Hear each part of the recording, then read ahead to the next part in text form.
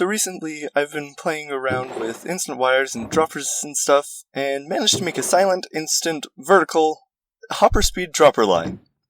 Basically, that's a bunch of words for very fast, very quiet way to send items upward. So basically, it uses a modified version of a silent, vertical instant wire that I'll probably release soon as well. Every time you send a signal through this wire, it'll pulse twice with just the right timing for a hopper input. Now, because we're working with a butted rail, here's a little word of caution. You never ever ever want to update any of these rails. If you do, the whole thing will go crazy and start firing constantly. That also means that any redstone circuitry needs to be at least 3 blocks away. But if you really want to place a block right next to this rail, you can power the rail up to the side of it while placing the block, and you'll be fine. The only other issue is that sending an odd number of items through will make it click once at the very end. However, other than that, it's completely silent unless you attach a note block or something to it. Well, now that I need to rebuild it, let's get on with the tutorial.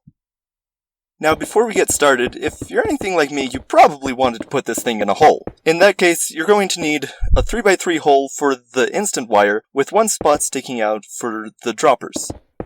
You'll also need these 2 spots open to bud the rails for the first time.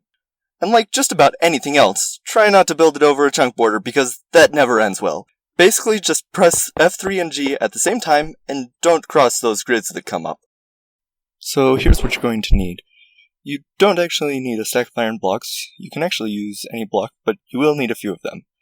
On top of that, you'll need 2 sand, 6 levers, 10 activator or golden rails, 5 observers, 2 droppers, 2 redstone dust, a repeater, and a comparator. However, that'll just get you a couple meters off the ground. For every 2 blocks beyond that you want to go, you're going to need another 2 droppers, 5 observers, 4 blocks, 5 activator or golden rails, 2 sand, and 2 levers. And let's get started. So here I've placed the first 2 droppers. Now we need to make a 2x3 platform right here for the clock. Place the 2 blocks here and there. Place a comparator and a repeater. Now make sure to set the repeater to 3 ticks and the comparator to subtract mode. Place those 2 redstone dust. Next, you're going to place 3 rails like so, and 2 more right on over here. Depending on which way you're facing, you may need to play with them for a minute to get them in the right orientation. Next, we're going to make a ditch to put some levers or torches or something in. Then put some sand here with a lever on the side. Turn it on, and sand on the lever with another powered lever on the side. Next is the budding system, so we're going to go ahead and put a couple of observers right here and there, with another observer facing out the end.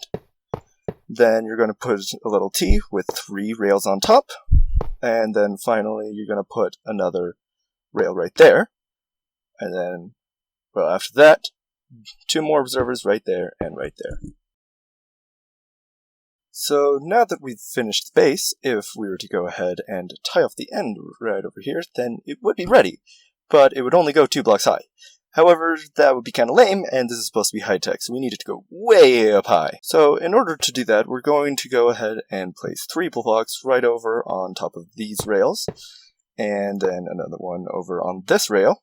Next, you're apparently going to fall for a little bit, and once you kind of get your footing, then you're going to place 2 more sand and powered lever pairs from before. Next, you'll need 2 more observers right there and there, 2 more droppers, and an observer sticking out that second observer. Like before, we'll put 3 rails here, but you need to be careful to place the middle one first. If you don't, then this will happen, and it won't be good, so make sure to put the middle one first. Now we can place 2 observers over here, and of course, 2 more rails right there and there. So here I'll do it again for you. 3 blocks, 1 block, sand, lever, on, sand, lever, on, observer, and observer, dropper, dropper, 1 observer there, 3 rails, just like before, place it in the middle first. Now for this rail over here, you have to make sure that you put the bottom one first, otherwise it's not going to work. 2 more observers, and that's it. So here I've put a few more modules in place, and the top is pretty straightforward. All you're going to need to do is put a lever here and turn it on, then put a block here with rail on it and power the rail. However, what I just did right there is not going to work. You see, you can't power this block, or else this rail right here will stay on, so the observers over here will never fire. It'll build up in this dropper, and all you'll get up out of the top is noise and disappointment.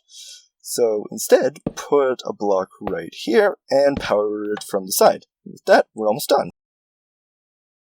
So now all we got to do is come on down here and break this here sand, which should leave the rails butted just the right way. Now, if at this point you start hearing a bunch of droppers fire, you mess something up and will probably need to start all the way over. Now, if you do change something and they're still firing, just rebuild and re-break the sand lever tower. Anyways, now you can run a hopper into this dropper and it should work. Just gonna put another barrel up here and toss in the diamonds. As you can see, it's not making any noise, and they're all making it right on up here. Of course, putting an odd number in will make it click, but here's something you can do to prove that it's instant, actually. So we're going to break that dropper and put some stuff in. Now it'll start coming out right here. Once we put the dropper back, it'll seamlessly start coming out the top. Well, anyways, there it is. Hopefully I'll actually leave a world download in the description, and y'all have a good day.